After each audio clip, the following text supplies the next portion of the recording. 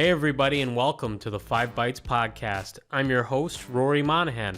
The podcast, as always, is brought to you by my sponsors, Goliath Technologies, who help IT pros be proactive and anticipate, troubleshoot, and prevent end-user experience issues, regardless of where IT workloads or users are located.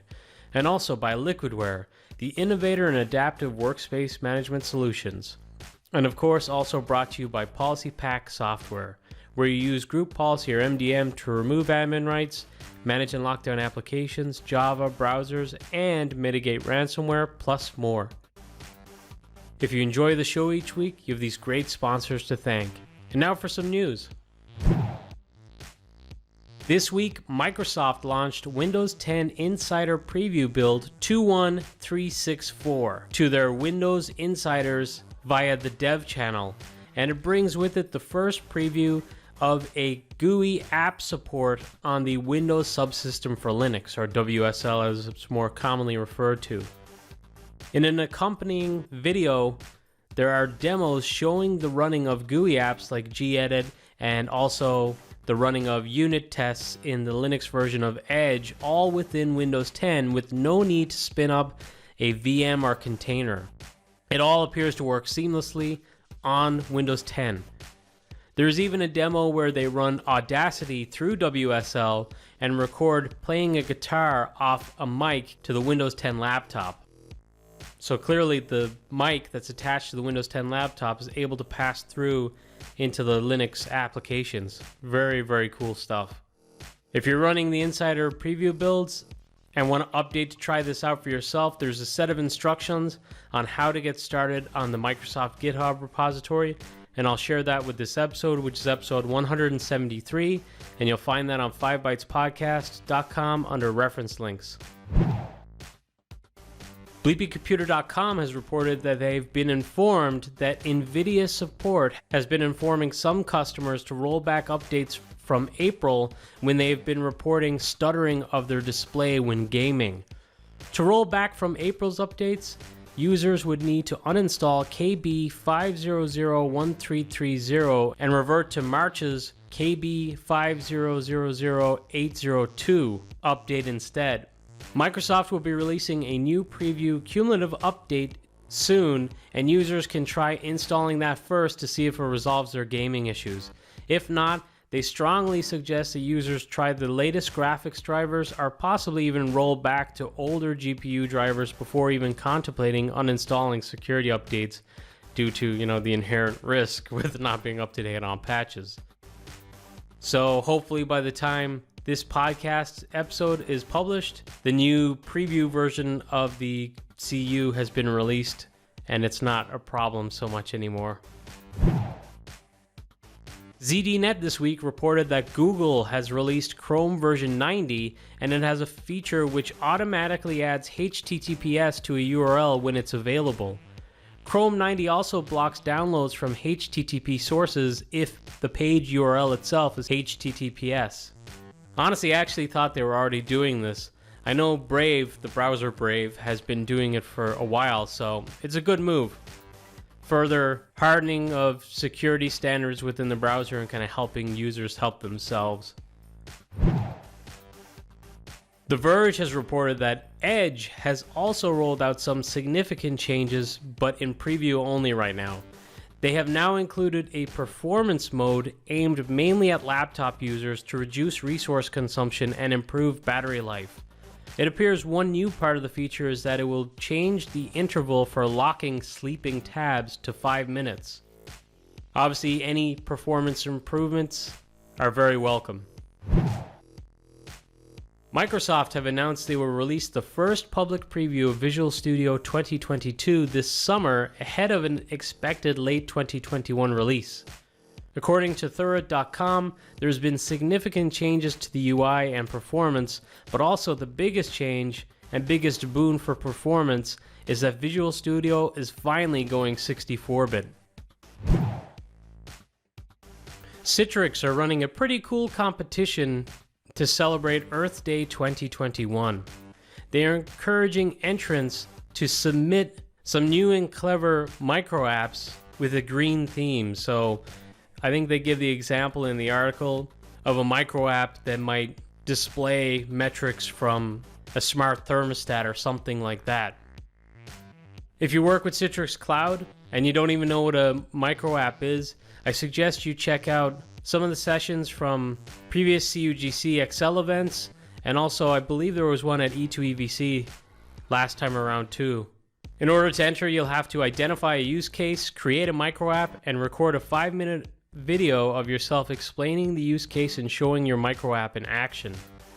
Citrix say they will plant a tree for each microapp submitted to the challenge, and 5,000 trees in honor of the winning entry.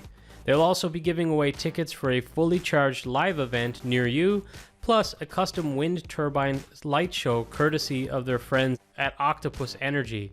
They said they'll also be featuring the winning entries on the Citrix Developer YouTube channel and invite the first prize winners to discuss their winning entry with them on a CUGC webinar.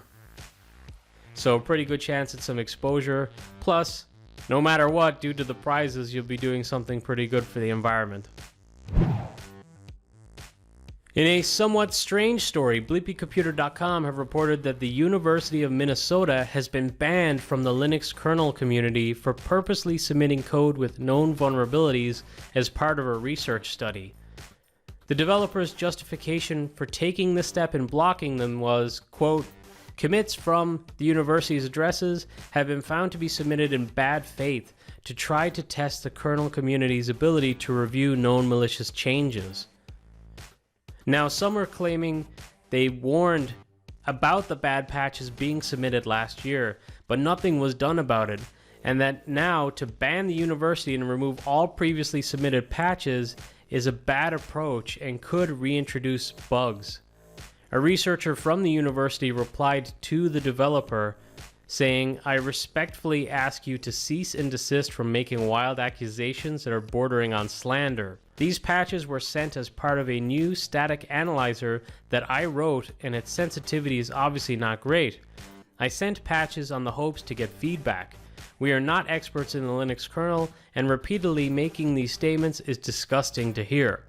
Obviously it is a wrong step, but your preconceived biases are so strong that you make allegations without merit nor give us any benefit of doubt.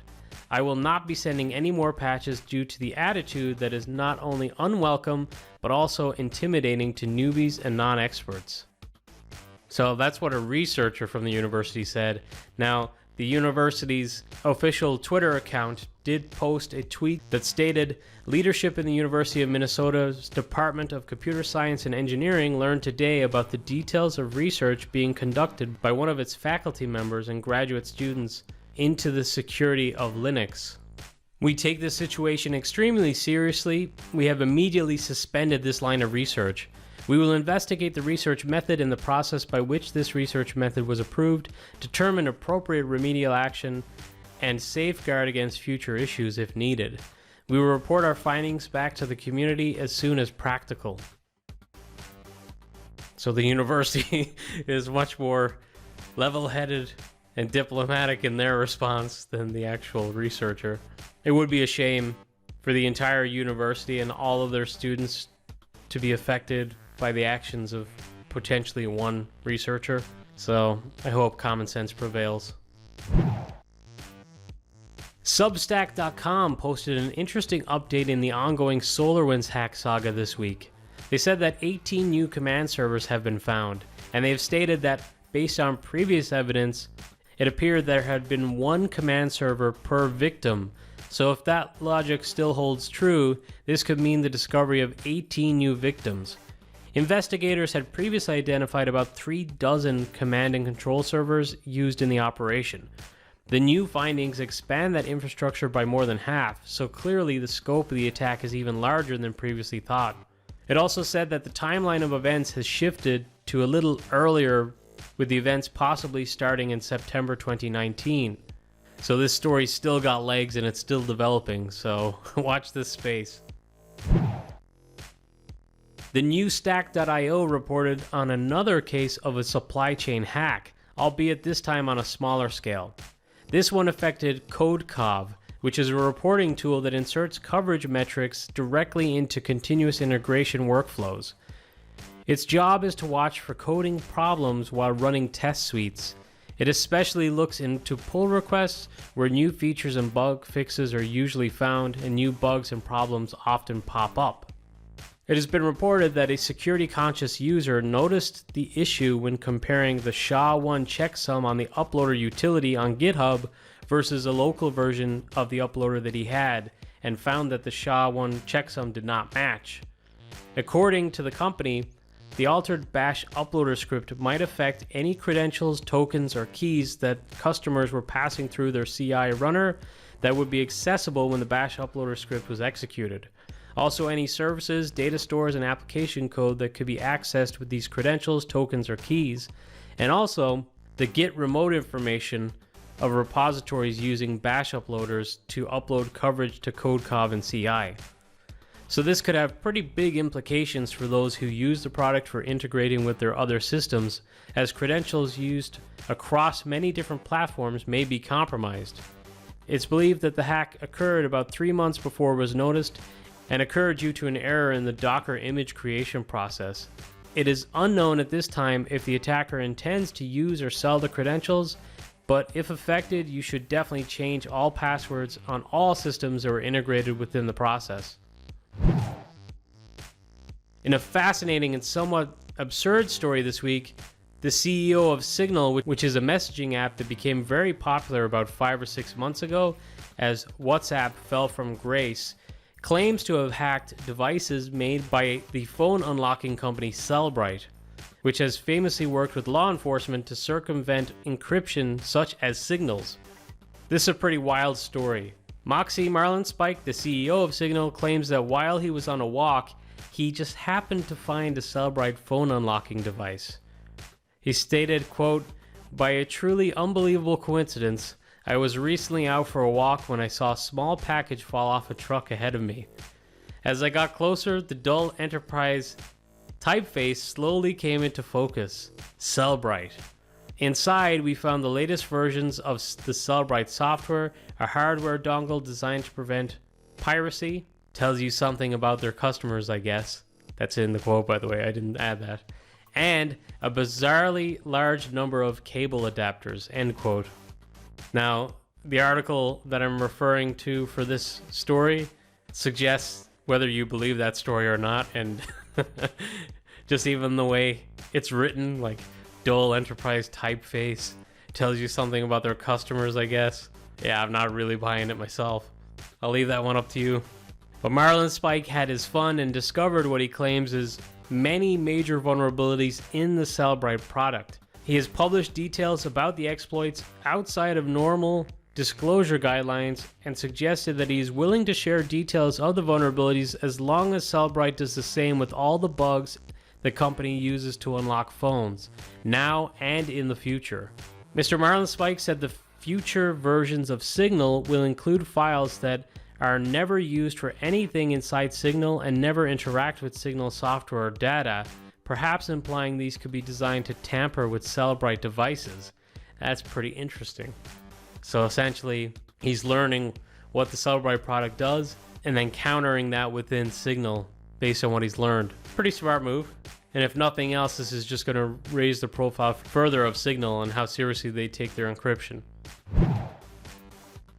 And speaking of InfoSec-related stories, FireEye had a really busy week. They published a story about detecting activity stemming from web shells installed in an enterprise customer running SonicWall email security earlier this year, and worryingly, the customer was running the latest version and there was no security advisory about a vulnerability at the time.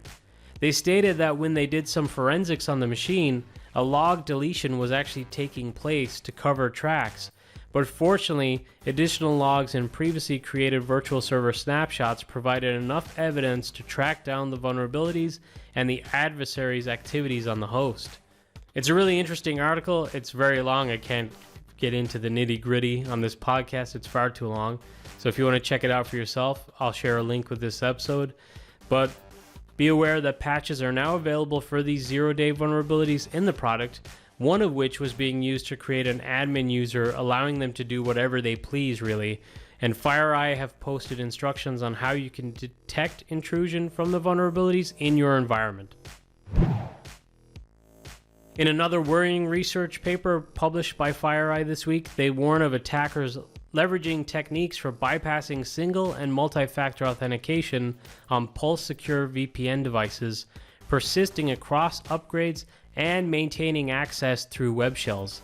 An investigation by Pulse Secure has determined that a combination of prior vulnerabilities and a previously unknown vulnerability discovered in April 2021, which is now labeled CVE-2021-22893, are responsible for the initial infection vector for this vulnerability. Pulse Secure's parent company Avanti has released mitigations for a vulnerability exploited in relation to these malware families, and the Pulse Connect Secure integrity tool for customers to determine if their systems have been impacted. A final patch to address the vulnerability will be available in early May of this year. So if you use Pulse Secure VPN, take the patches that are available now, and also take the patch as soon as possible when it's released in May. ZDNet covered another fun little security-related story this week. A remote code execution vulnerability has been uncovered in a Kosari, I think that's how it's pronounced, smart air fryer device. The device connects to Wi-Fi to enable remote control for its users, and an authenticated backdoor and a heap-based overflow issue have been found, both of which could be exploited via crafted traffic packets, although local access may be required for easier exploitation. Unfortunately, in this instance, the vulnerabilities have been disclosed without any fix. It passed the 90-day time limit before being disclosed, so I haven't covered many home IoT vulnerabilities because it's not very enterprise related, but I figure at least one was worth a mention because there seems to be a lack of urgency for manufacturers to patch these types of security vulnerabilities, which kind of makes sense, I guess, because it's not really their wheelhouse, but it should be. So a tip to anyone with a smart TV or other smart appliances in your home: it is best to segment your home network and run your appliances on a different segment to your other devices. If you wanted to go absolutely committed to it, you could peel off a unique network for each appliance so they can't even communicate across themselves. Like, you can't have both smart TVs potentially sending packets between one another. Cybertalk.org reported this week on a ransomware attack that led to some food shortages in Dutch supermarkets. A major cheese supplier was the victim this time. The affected company stated that security was in good order when the attack occurred, but they would like to learn from this crisis, and it is an ongoing rat race between the people who build their information systems and the criminals who want to avoid them. Which, that's a pretty true and fair statement. I think that's true for everyone. Now, despite this statement, however, the article is speculating that they were hit via the Exchange vulnerability. But that is just speculation, and in that case, then, that vulnerability's been known for a few weeks. They weren't really in good order if that's the case. But regardless, the affected organization turned to pen and paper while restoring their systems. As a result, orders trickled in at a slower rate than usual, and processes that are typically automated suffered from lag times. AWS have announced a new AppStream version 2 feature called Managed Image Updates, which allows you to choose to allow AWS to handle a greater portion of the maintenance process. This feature automatically brings an image to the latest baseline for both software components and Windows updates. Managed Image Updates takes your existing image, performs the update operation, and outputs a new image. You can then test the updated image before deploying it to your production fleets. You are still responsible for maintaining Windows updates after creating a new image, but you can do this by continuing to run Managed Image Updates regularly. You are still responsible for maintaining your own applications and dependencies. So I think this is going to be a key feature of all cloud offerings. It's like, it makes sense that there would be a patched stock version of an image that you could ingest into your own process and then just kind of build out on top of that with your applications. And I think that makes dynamic application delivery with something like MSIX App Attach in the future more important, and also something like Numescent Cloud Paging. You could potentially just have the Cloud Paging player, for example, which is a very light and quick install with something like Intune when the VM is started up before users log in and start their workday. That way all the applications just come in as they require them. NVIDIA have enabled support in beta right now for virtualization on their GeForce GPUs. This is awesome for us home labbers, as these cards are pretty common in high-spec machines already and could enable many of us to leverage GPUs for our vSphere, Nutanix, or whatever environments we choose. So awesome news. In a little personal news and also somewhat related to the podcast, I'm really excited to officially sponsor my local soccer club, Galway United. So I'm sponsoring defender Maurice Nugent for the season. So you'll be seeing me tweet about Galway United matches when they're occurring if you follow me on Twitter. But I also sponsored the club by buying an advertising hoarding within the stadium. And this was only possible thanks to this podcast and all the support from everyone who listens to the podcast and my sponsors. So when I decided to bring on sponsors for the podcast, it was partly because this is such a time sink that I needed to at least cover my expenses. And I also wanted to use some of the funds toward training and just paying for me to go to some conferences and stuff like that. Well, because of the pandemic, that hasn't really been happening in the last year. So I figured this would be a good way to use a little bit of the sponsorship money that I get here to support this club who are really suffering. My club, Galway United, is also supporter owned and supporter run. So the fact that they haven't been able to have any supporters attend matches has been crippling the club financially. Sponsoring is actually not that expensive. So if any of my listeners would like a bit of advertising, I think there's probably 3 or 4 spaces left within the stadium to get an ad. It's pretty easy. The club will arrange the creation of your advertising hoarding and install it into the stadium. You get some pictures with the club mascot, Terry the Tiger, in front of your sign. Possibly if you're sponsoring a player, if there's a player available to sponsor, you could have the player in front of the sign. And they are very, very good on social media of highlighting the sponsors too. And you could sponsor match days as well, or any combination of ways to help and support the club. So if you'd like to help, for sure, reach out to me and I can share some more information. And now, a weekly webinar.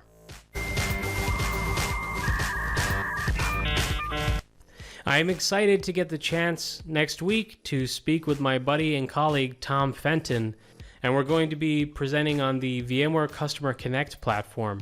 It's free to attend and you can register right now. The event will be taking place on the 28th of April, so next Wednesday at 9 a.m. Pacific. In this session, Tom and I will look at some common issues administrators are experiencing in their VMware Horizon environments, and how by using VMware Advanced Monitoring for Horizon, which is powered by ControlUp, you could quickly discover the root cause. We will also be showing how you can use automated script actions to prevent these issues from popping up in future without any further administrator interaction required. In preparing for this session, because I've got pretty good experience with VMware Horizon, I think between Tom and I, we have almost 25 years of collective experience working in VMware Horizon environments. But I went through an issues list that I kept in our old SharePoint site. And I went through that issues list and I was like, okay, well, let's go back to see how this presented as an issue and how I got it resolved. So definitely going to have real world examples. So be sure to check out this session, and I'll share a link for registration with this episode. And now this episode's scripts, tricks, and tips. Dennis Moorman posted on CUGC's website on how to create a start menu on RDSH using Citrix, WEM, and FSLogix. So this is something that I do on my published desktops. I use Citrix, WEM, and sometimes a combination of FSLogix. I don't really feel that much of a need to use the FSLogix piece because I'm hiding the system drive, so users can't really get in there. And even if they could, we don't have very technical users to go in and find applications where the start menu icon hasn't been published to them.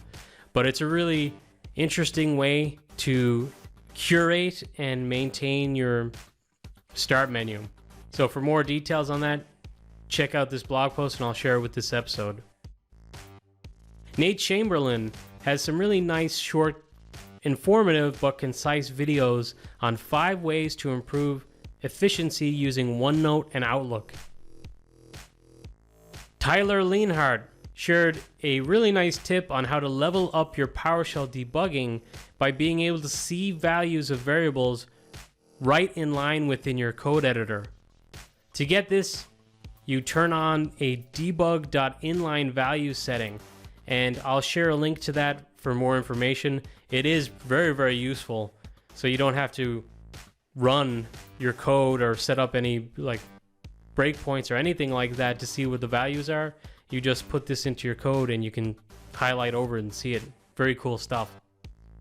Finally, I posted a blog again last week. This time it was on the topic of security. So I'm not a security guy by any means, but I feel like doing this podcast for 3 years, covering so many security related stories, and then also just by way that all IT people now have to be involved somewhat in the security story. Like, I think it was all hands on deck when, WannaCry was hitting all across the world and so forth. But I just posted my thoughts on, how personal security is very important in terms of corporate security. And there's some tips in there and just general information around ways to protect your personal security and de facto corporate security too. Well, that's it for another week. Thank you all so much for listening.